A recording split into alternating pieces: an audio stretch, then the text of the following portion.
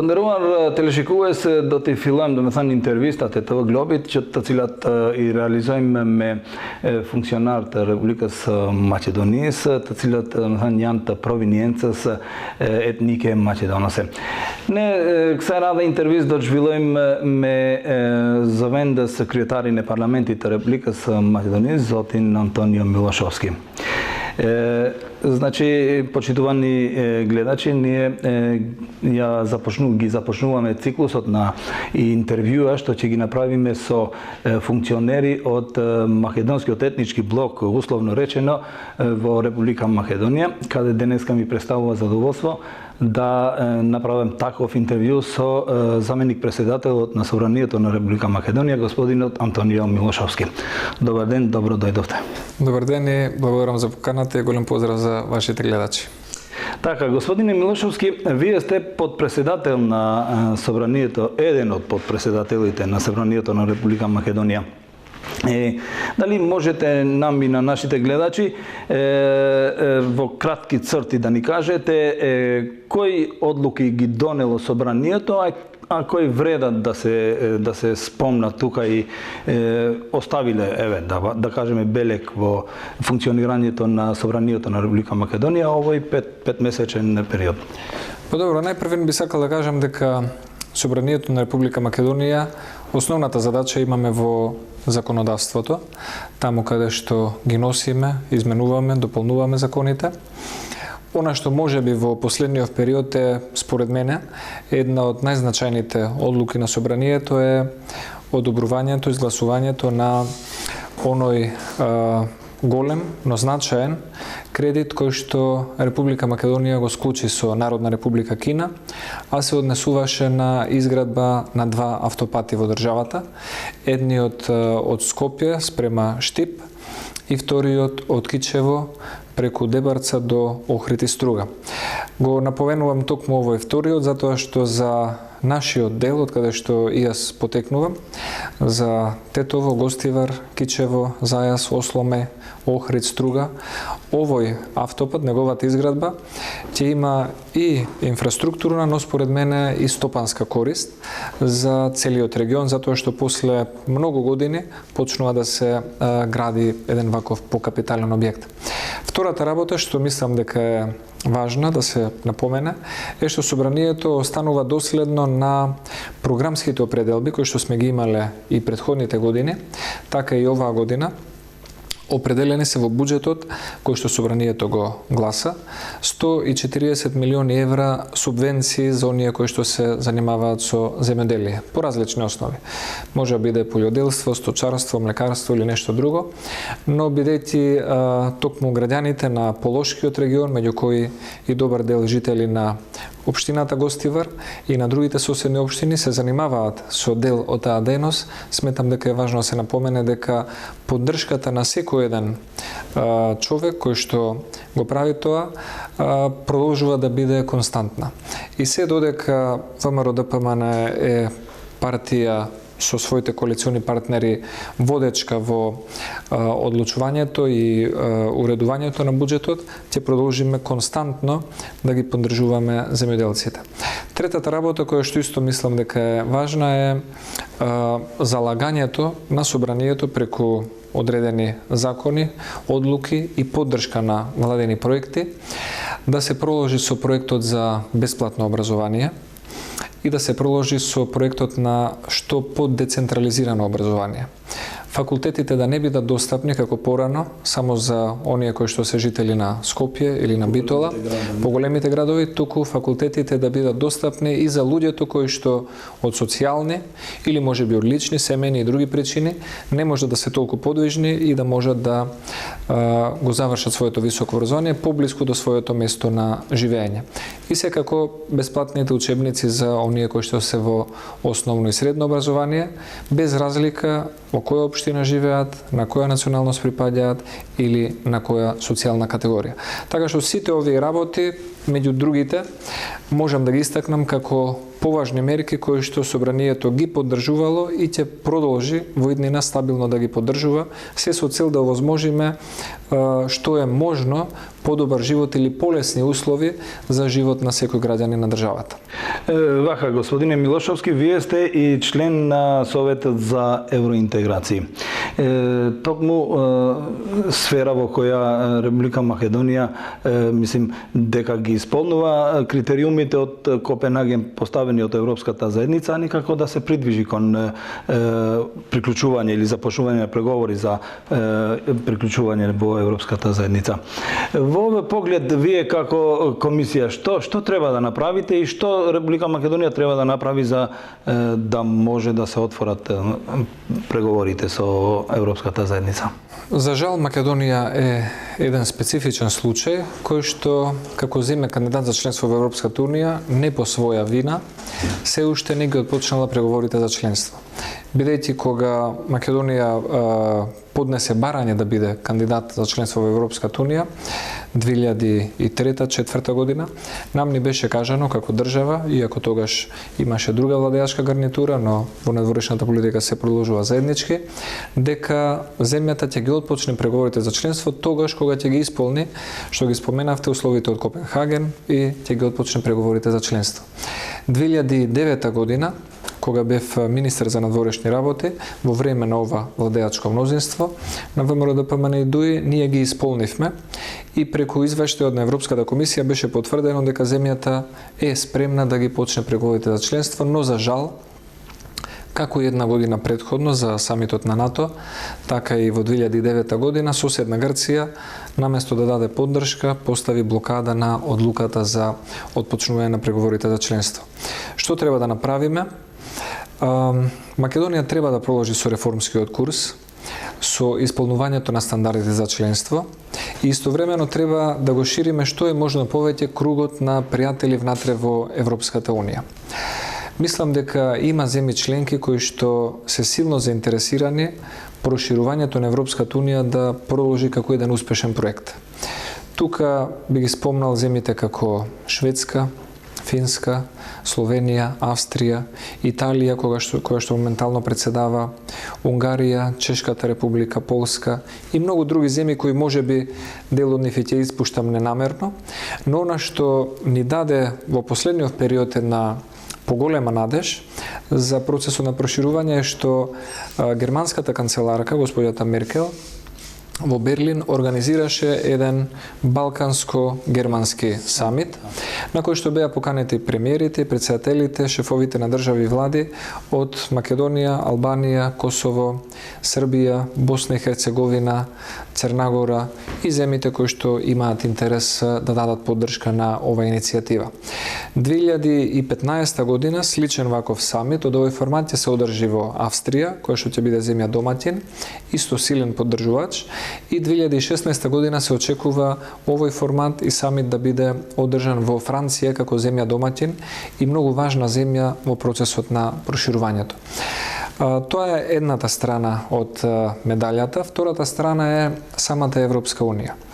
Да, бидејќи тие најавија дека во следните 5 години нема да има проширување. Во Европската унија во последниве години скептицизам у тој поглед. Постои одреден, тие го нарекуваат замор од проширувањето, кој можеби беше предизвикан од предходното големо проширување со 10 земји членки, кој можеби е дополнително оптоварен со финансиската економска криза која што беше ризична за еврозоната и самите земји членки на Европската унија и нивните гласачи денес не се толку големи ентузијасти за проширувањето како што беа за проширувањето после распадот на Советскиот сојуз.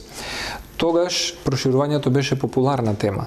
Денес проширувањето е тема која што некаде е, но некаде не е популарна. Во секој случај, она што го побаравме како објаснување и од амбасадорот на Европската унија во Македонија и од нашите пријатели со кои што комуницираме, како Комисија за надворешна политика и како Собрание, беше што значи тоа дека нема да има проширување во следните 5 години. Не беше објаснето дека тоа значи дека нема да има полноправно членство во следните 5 години за земјите од регионот, но дека тоа во исто време не значи дека процесот на проширување и преговори ќе запре. тие што преговараат ќе ги продолжат преговорите Подготвување на земјите. Подготвување на земјите за денот кога ќе се создадат услови за полноправно членство. Втората работа која што за Македонија е клучна е што во Европската унија за жал или за среќа се одлучува со консензус и една држава, еден глас е доволен да попречи одлука на останатите земји членки. Ние го видовме тоа во случајот Словенија-Хрватска, кога пред зачленувањето на Хрватска, Словенија една година држеше одредена блокада. За жал, блокадата која што Грција држи кон Македонија е многу подолга, веќе 2 децении, и не е во согласност, според мене, со европските стандарди на однесување на една земја членка. Ние се обидуваме со Грција да водиме разговори по однос на прашањето кое што за нив е спорно, а за нас сепак е прашање на достоинство. Но јас не сум оптимиста дека решение за овој спор би можеле да најдеме се додека човекот кој што го создаде спорот, господинот Самарас, е начело на Грција. Бидејќи тој од своји лични, кариерни и внатрепартиски причини во 92-та година, во време кога тој лично преговараше со Милошевиќ за поделба на Македонија, го создаде овој спор за да може да си направи одреден простор на политичката сцена во Грција. Затоа не очекувам дека тој како премиер на Грција ќе има доволен кураж, доволен капацитет и желба да се сретне со нашиот премиер или со други и да дојде до некој решение. Дали во овој проблем ќе се вклучат околу преговорите за овој проблем и земјите од Европската заедница? Има најави од некои од земјите, бидејќи моментално разговорите се водат под покровителство на Обединетите нации. Дали некој од или дали е добро да се вклучат некои од државите од Европската заедница? Дали би помогнало тоа? Мислам дека би било од помош. Ние немаме што да изгубиме повеќе од тоа што сме го изгубиле до сега. Најмногу сме изгубиле очекувања и време. Времето проаѓа и не се враќа назад. Во 2010 година, мислам дека беше, тогаш имаше една иницијатива од германска страна. Висок представник од кабинетот на канцеларката Меркел им понуди на двете држави, и на Македонија и на Грција, на двете влади, преку нас како министри за надворешни работи, тогаш бев јас и колегата Димитрис Друцас од Грција, дека Германија е заинтересирана да помогне во надминувањето на спорот или барем во најмала рака да ги следи разговорите за да може во одреден момент да биде земја која што би помогнала. Тие не прашаа дали Македонија прифаќа едно такво посредство, добронамерно. Нашиот одговор беше да.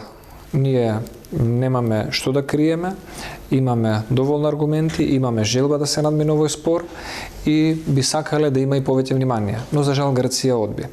Овој пат кога Германија повторно го свика овој балкански самит, мислам дека на еден начин и со самата изјава на германската канцеларка во Дубровник, дека се може да се почувствува поголем интерес кај одредени земји членки на Европската унија да бидат од помош при решавањето на овој спор. Ова го смета ли премиерот на Република Грција за притисок, бидејќи вика дека немој да направите врз Грција притисок во ова време на криза која е во Грција? Грчките политичари, посебно овие представници на сегашната влада, се мајстори за наоѓање на изговори. Значи, не сум слушнал до сега грчки политичар да каже дека грчката политичка елита има одговорност за грчката криза. Секога се бара вината во друг, во некој трет и може би го сметаат за притисок, но Грција сега игра на една тактика, бидејќи се во економска криза, тие викаат не притискајте сега затоа што ќе ни падне владата ако не ставите под притисок за некое друго прашање. Но ние не бараме од Грција да направи нешто ексклузивно. Ние само очекуваме од Грција да ја почитува пресудата од Меѓународниот суд на правдата во Хаг.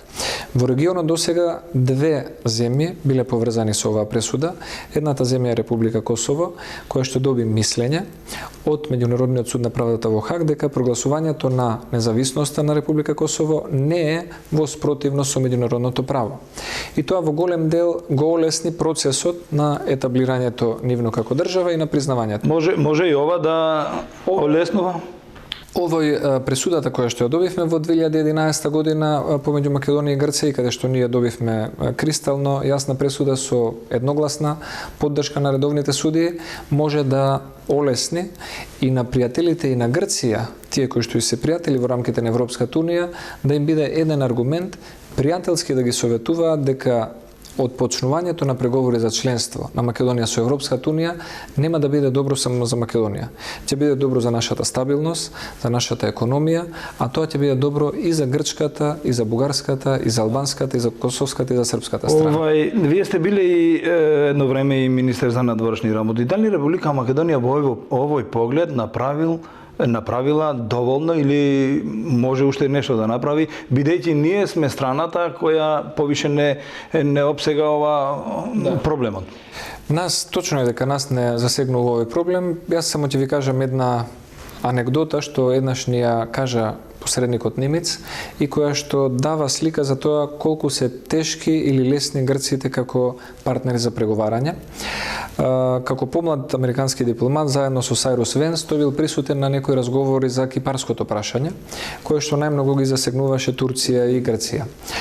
Кога веќе некоја година, околу 82 или 3 се стигнало до можно некој предлог решение, за кое што турската страна дала начелна согласност, тие се обидувале со грчката страна во Никозија и со грчката страна во Атина да ја добијат и нивната согласност. И тогаш тој кажа дека господинот Сайрус Венс, како сениор и дипломат од Америка, малку го повишил тонот и кажал дека ова е шанса за кипарските грци, дека треба да се прифати оваа шанса, дека Турција е голема држава, дека решавањето на проблемот ќе ги олесни економските комуникации, ќе има безбедно за Кипар и дека ако не се искористи оваа шанса, ќе треба Кипар да чека уште 100 години за да се случи решавање на овој спор. И потоа вика, праша господинот Сайрус Венс, дали некој има дополнително нешто да праша. Се јавил еден представник од грчката делегација и прашал господине Венс, извинете, колку години рековте дека ќе треба да чекаме. Значи, сакам да кажам дека ние сме направиле многу обиди. Македонија била прагматична и флексибилна по однос на повеќе предложени можни решенија, но за жал секогаш кога ќе се стигнело до одредено можно, да речем, решение, Грција ставала дополнително барање. Кога ќе се стигнело до одреден компромис можен и за тоа барање, Грција ставала уште едно барање. И она што мене најмногу ме загрижува и што ми беше лично пренесено во еден неформален разговор со поранешната колешка Дора Бакојанис во Грција, на една средба во Мадрид, таа кажа: ние не разговараме за аргументи, ние сме внатре, вие сте надвор. И втората работа, Грција има геостратешки интерес Република Македонија да не стане членка на Европската унија пред тоа да стане Србија. Зошто тоа го мисли Грција? И која е нивната рационалност, што јас не ја забележувам, не знам, но за жал мислам дека за разлика од нас кои се трудиме да се постигне решение побрзо, мислам дека тактиката на Грција е да не се постигне решение и да се одолговлекува. Господине Милошовски, ние сега поминавме и на делот кој што вие сте председател на Собраниската комисија за надворешни работи. И во овој поглед министерот за надворешни работи рече дека сме далеку со Република Грција за да го решиме проблемот со името, што и вие во овој момент го потврдувате. А што тоа ќе значи за надворешната политика на Република Македонија, како ќе се одрази тоа и изјавата дека и со Република Бугарија нема да потпишуваме некаков меморандум за соработка. Нели тоа укажува дека како Македонија да не сака да соработува со земјите од соседството. А тоа е еден од условите во Европската заедница за да се стигне до таму. Прво за Република Бугарија. Она што јас го знам е дека најголемиот дел од договорот е усогласен. Во Бугарија во моментов имаме се уште техничка влада и се уште немаме некоја јасна ситуација после изборите каква ќе биде владата и кој ќе биде нивното собраниско мнозинство. Така што тој факт ќе го помести можеби терминот кога ќе треба повторно сериозно да се седне и да се разговара за заедничкиот договор. Но според мене има политичка волја во Република Македонија, се надевам дека ќе има и во официјална Софија за да се стигне до еден таков договор. Втората работа со соседна Грција, изјавата на министерот Поповски, тој е многу добро информиран за целата ситуација. Ги знае состојбите, ги прима информациите директно, токму поврзани за грчко-македонскиот спор. И тоа што го кажал, значи дека е реалноста во овој случај, дека кај Грција не постои мотивираност да се седне и да се наоѓа решение, туку секогаш имаат поголема желба да се најде причина зошто да не се седне и да се разговара. И сега кога збориме за соседите, јас би сакал да напоменам две работи. Прво, со Република Србија, Македонија и македонската и српската влада одржаа заедничка владина седница. Значи соработка има. Се утврдија некои проекти, енергетски, инфраструктурни, соработка во образование и друго. Со Република Косово имаме можеби најголема трговска комуникација и размена на стоки и услуги и дополнително што со Косово, Македонија и Косово во не секогаш лесни услови успеа да направат договор за демаркација на граничната линија. Со Република Албанија имаме патување со лични карти, имаме признаени возачки дозволи, имаме планови за одредени инфраструктурни поврзувања. Значи секогаш кога соседот е на исто ниво со нас, значи не е членка на Европската Унија, ниту Србија, ниту Косово, ниту Албанија, тогаш комуникацијата, соработката, договорите, заедничките проекти одат полесно. Но кога соседот е членка на Европската Унија, како што е во случајот со Бугарија, тогаш веќе имаме еден поинаков третман и тука мислам дека Значи тие нас не третираат погрешно. Да речеме, јас не викам дека Македонија е совршен партнер и дека Македонија е безгрешна земја. Веројатно и ние сме направиле некои пропусти кон некои од соседите, дали сега или во минатото, но во секој случај сме добронамерни и сакаме како држава која што нема излез на море, да бидеме што поотворени со сите наши соседи трговски и економски. Но за жал гледам дека посебно кај Грција не постои такво расположение. Можеме да очекуваме да одржувате како што со Србија одржавте заеднички состанок меѓу двете влади. Можеме тоа да го очекуваме во иднина да се случи со Косово и со Албанија? Целта е на македонската влада да се одржат заеднички владини седници со сите соседни земји. Така што јас знам дека се работи, јас сум сигурен дека во периодот пред нас ќе има заеднички владини седници и со албанската, и со косовската, и со бугарската влада. Единствено сум скептичен дека тоа може да се случи со грчката влада заради други причини. Но сигурен сум за сите други соседи дека ќе имаме такви. Вие сте и член на Комисијата за политички систем и односи меѓу заедниците. Многу често поставено прашање меѓунационалните односи во Република Македонија, како вие ги оценувате и како комисија што преземате во тој поглед и во овој контекст да ве прашам за изјавата на господин Жерновски дека владата ќе потикне меѓунационални проблеми за да го дефокусира вниманието за своите неуспеси. Јас ќе споменам два случаи. Едниот случај беше Вевчанскиот карневал во 2012 година и протестите кои што се организира во Струга, кога градоначалник беше господинот Рамис Мирко. И вториот случај беше петкратното убиство кај езерото Смилковци, блиску до Скопје и последиците, реакцијата што силно се почувствува во општеството како една голема напнатост. Значи, ова покажува, ние знаеме која земја сме, колку сме на број, каков е составот и какви се историските или сегашните предрасуди и некои недоразбирања. Тоа ни е сосема јасно и знаеме дека меѓу етничките односи и би рекол дополнително и меѓу верските односи во Република Македонија дека се чувствителни. Тоа не значи дека треба да се подценуваме, бидејќи луѓето меѓу себе колку повеќе се познаваат, толку повеќе се почитуваат. Но треба да бидеме предпазливи, бидејќи има поединци и групи кои сакаат да профитираат од заострување или затегнување на меѓуетничките или меѓуверските односи. Најмалку такво нешто одговара на било кое владеачко мнозинство.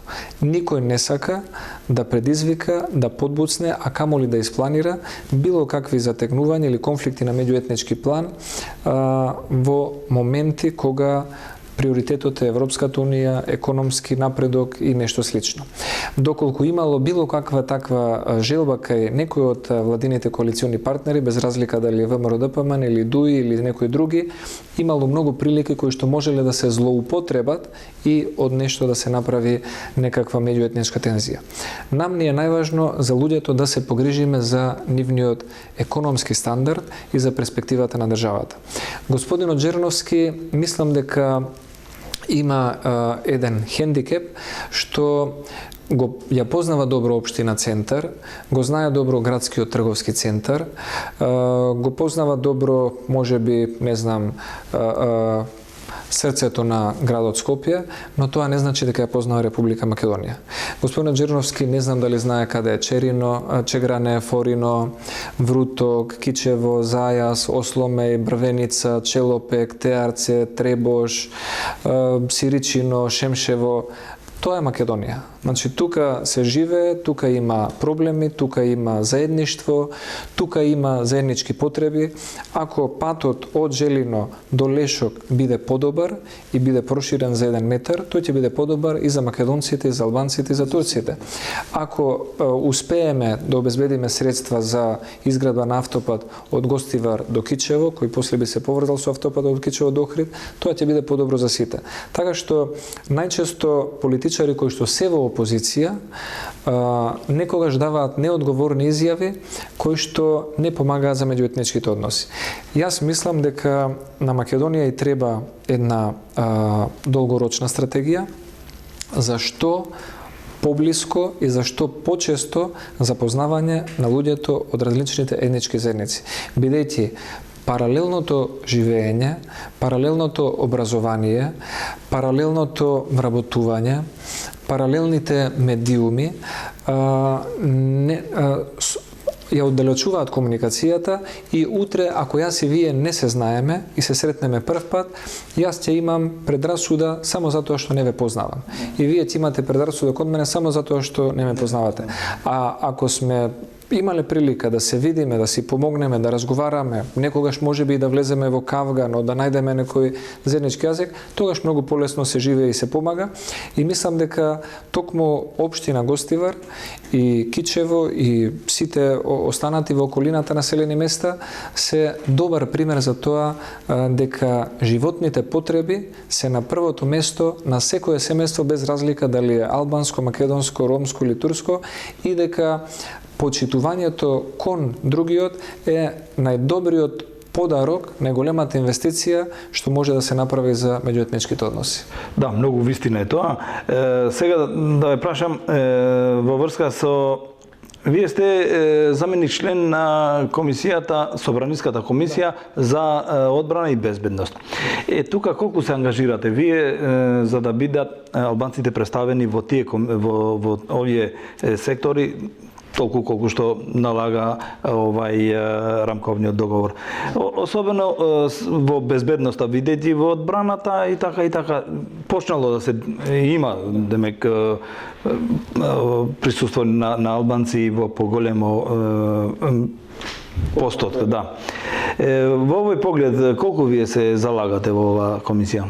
Значи, на комисијата немаме такви теми, да речем, комисијата најчесто темите се дали да испратиме војници во Афганистан, кога да ги испратиме.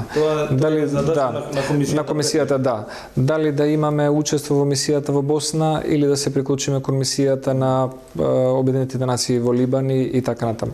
Но во секој случај ќе кажам моје мислење за она што е ваше прашање.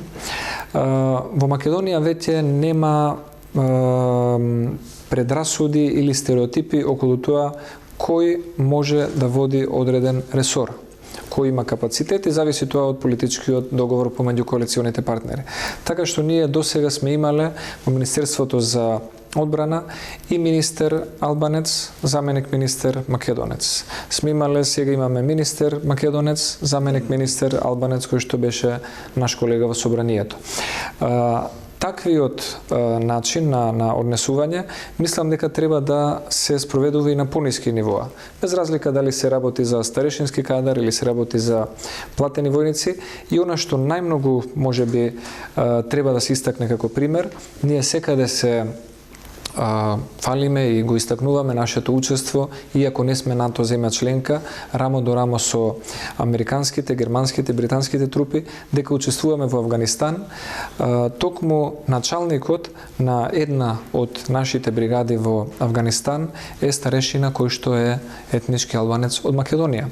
Токму сопругот на мојата колешка од Кичево, господјата Вјолца, пратеничката, која што е пратеничка Демократската унија за интеграција, е старешина и беше еден од оние кои што беа упатени на одреден мандат во мисијата во Авганистан. Тие се примери кои што треба да се забележуваат. Кај Министерството за внатрешни работи, она што мене ми е познато дека вкупната бројка на учесници од етничките заедници секоја година се подобрува. Но истовремено треба да имаме на знаење дека зголемувањето на бројката на припадниците во органите за безбедност, без разлика дали е одбрана или Министерство за внатрешни работи, не е прашање само на етничката припадност, туку уште повеќе е прашање на можноста буџетот тоа да го дозволи. Во една установа може да имате вработени 14.000 полицајци, како што е во Министерството за внатрешни работи, но прашање е дали оваа држава и дали даночните обврзници на оваа држава можат да платат за уште 1000, 2 или 3000. Дај Боже да станеме економски постабилна земја, мислам дека тоа ќе отвори и други можности. Организација на Собраниската комисија за надворешна политика се одржа јавна расправа значењето и улогата на дијаспората на Република Македонија, политички и економски аспект. Јавната расправа се одржа тука во Собранието на Република Македонија и тука беа извлечени некои заклучоци. Значи, вие многу внимание посветувате кон нашите иселеници што се да им овозможите да се вратат, да инвестираат тука. Кажете ни кои заклучоци од прилика вака? Па прво ќе кажам кои учесници зедоа збор. Учествуваше гувернерот Богов, кој што кажа колку девизни приливи од дијаспората доаѓаат во Република Македонија. Доаѓаат девизни приливи годишно во износ од отприлика 18 до 20% од бруто домашниот производ. Тоа се средства кои што во голем дел помагаат за стабилноста на денарот. Втор учесник беше министерот Веле Самак, кој што кажа дека дијаспората, исто тој како министер за привлекување странски инвестиции, му помага во одредени моменти да се отворат врати во одредени големи компании, каде што работи некој нашинец на некоја менаџерска позиција. И тројцата, можеби најзанимливи учесници беа господинот Шевки Идризи од Ренова, господинот Мазлум Хасан од Центар Жупа со своја градежна фирма и господинот Александар Нечовски од Ресен, собственик на хотел во Преспа. Едниот албанец од општина Теарце, вториот турчин од општина Центар Жупа, третиот македонец од општина Ресен. Тие своите искуства ги... Сите тројца, што им беше заедничко? На сите тројца им беше заедничко што долги години живееле во странство и одлучиле, едниот од Швајцарија, другиот од Италија, третиот од Америка, да се вратат во Македонија и да го продолжат својот бизнис. Ние не бараме од дијаспората да дојде тука и да прави бизнис за да прави загуба. Ние не бараме некој да инвестира во Гостивар само затоа што му е родно место и да ги вложи своите 1.000.000 евра и да пропадне. Ние само укажавме дека имаме подобрени закони, дека имаме подобрено судство, намалени даноци и дека некој може да дојде, да направи бизнис и да има приход. А тоа што потекнува од Гостивар, од Тетово, од Ресен или од Кичево, да му биде предност затоа што ги знае луѓето, јазикот и менталитетот. И една работа која што можеби би сакал да ја искористам приликата да ја порачам до гледачите на вашата телевизија, знам дека и од општина Гостивар има прилично голем број на иселеници во различни земји во странство, најчесто од економски причини, кои што заминале и пред да речам југословенско време и во после независноста на Македонија. Кај нас има еден менталитет кој што е вложување во нешто што малку се користи. Имаме иселеник од Гостиварско, кој што е, да речеме, 30 години во Германија или во Швајцарија, доаѓа еднаш годишно или еднаш на 2 години во Македонија, инвестира во многу убава и модерна и скапа куќа во своето село, вложува 200.000 евра и ги затвора тие 200.000 евра само во тој објект. Секој има право да се одлучува за своите пари и ние немаме намера никому да се мешаме. Но можеби тие 200.000 евра би биле покорисни и за собственикот на тие пари, а и за местото каде што би инвестирал, ако отвори мала пилана, ако отвори една перална, ако отвори мала млекарница или можеби некоја друга работилница или инвестиција. Мали фирми. Мали фирми. Така што целта ни беше со оваа јавна расправа да упатиме еден апел дека во Македонија бизнис е можен, заработка е можна и дека ние стоиме на располагање како собрание, како влада, како министри и сите други кои што се надлежни. Тука се разбира апелираме и до општините, секој оној кој што е заинтересиран да му се поедностави можноста за инвестиција, да не се кочи. Нека биде ова еден потик и апел до тие што се во привремена работа во западните земји за да можат својот капитал да дојдат и да го инвестират во своите родни места. Еве владата им овозможува услови. На крај сакам да ве прашам уште за една така проблематика. Владата на Република Македонија или собранието одлучија да направат измени во уставот на Република Македонија во моментот кога во работата на собранието ја нема македонската опозиција. Ние знаеме дека тоа математички е возможно, само дали тоа е демократски одржливо и дали можеби тоа во иднина ќе представува проблем, бидејќи дел од граѓаните нема да ги испочитуваат тие одлуки или тие промени на уставот. И што е со опозицијата? Докај се, нели сега требаше да им се одземат мандатите, бидејќи истекнуваше времето 6. Што се случува? Дали има разговори со опозицијата за враќање во работата на парламентот?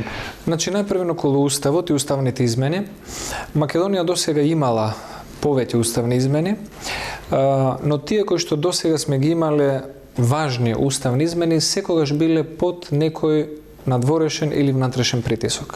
Без разлика дали биле уставни измени кога Грција ни направи економско ембарго, па имавме измени за знамето, за малцинствата.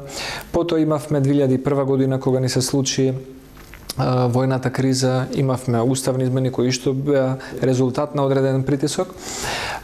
Сега ние за прв пат, како независна држава, имаме измени кои што се наша собствена иницијатива. Кога зборам наша, кажувам на коалиционите партнери кои имаат легитимитетот од граѓаните и внатрешно од Република Македонија. Овие уставни измени не се родени преку ноќ.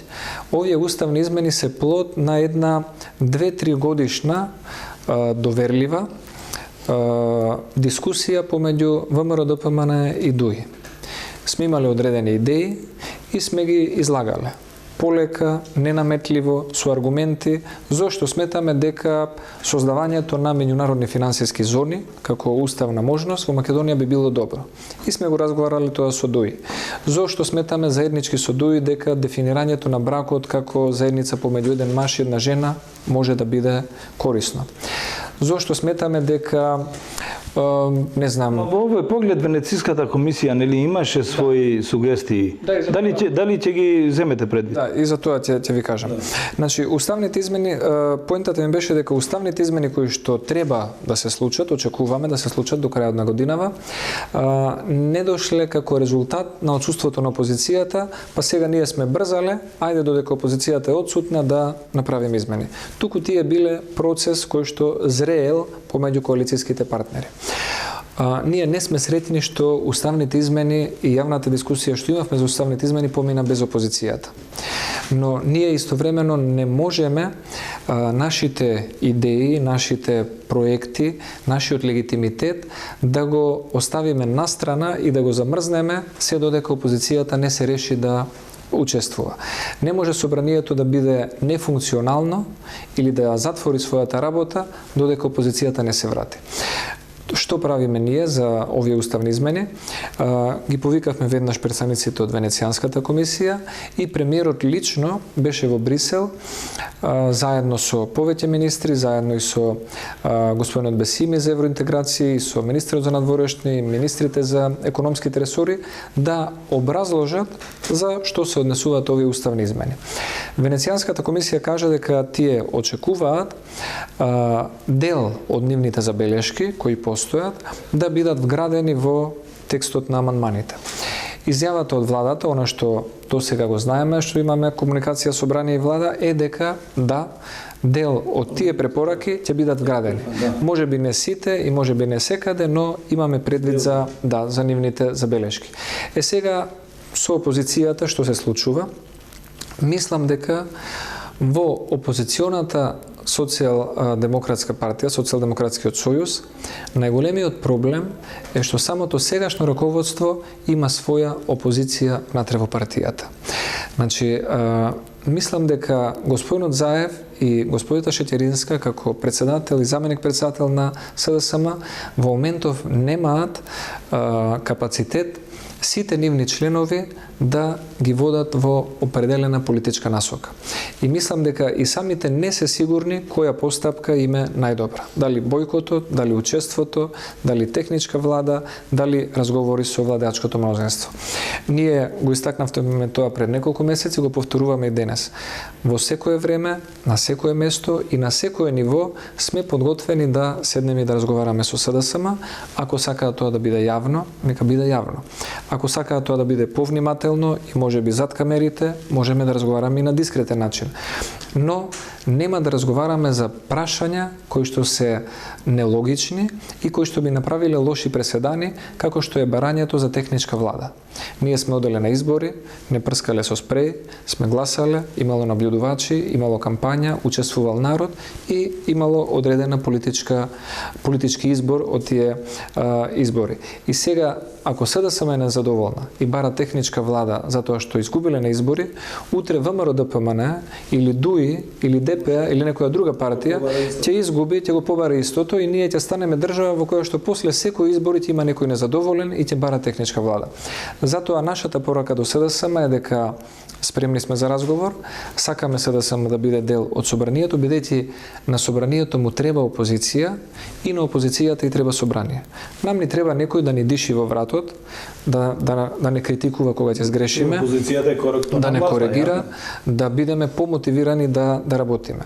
Но дали тие ќе се вратат заеднички или не, или ќе донесат партиска одлука, моје лично мислење, бидејќи познавам некој од избраните пратеници на Социјалдемократскиот сојуз, кои што и претходно биле пратеници, моје мислење е дека одредена бројка од нив може би и по своја лична желба, може би не и во согласно со нивото раководство, само иницијативно, можат во следниот период да го завземат своето место во собраниските клупи и да действуваат опозиционо како што им бил доделен мандатот од граѓаните. Добро, господине Милошовски, јас тука ќе ви се заблагодарам што бевте гостин по интервјуто на ГТВ или ТВ Глоби. Јас се надевам дека пак ние ќе се сретнеме и ќе ни бидете пак наш гостин. Уште еднаш ви благодарам. Благодарам многу. Фалемендерит шум. Миру павше. Така, почитувани гледачи, беше интервјуто со господинот Антонио Милошовски, заменик председателот на Собранието на Република Македонија. Тонерувар телешикува се иште праќао интервиста реализуар ме завенде секретарин парламентит Република Македонија зотин Антонио Милошовски не додваждој ме кштуло интервисташ дериати ка витирие пастај дочоим матуќе курсамун таниу латаким на интервиста не рада сју фалендерит мирпавшим.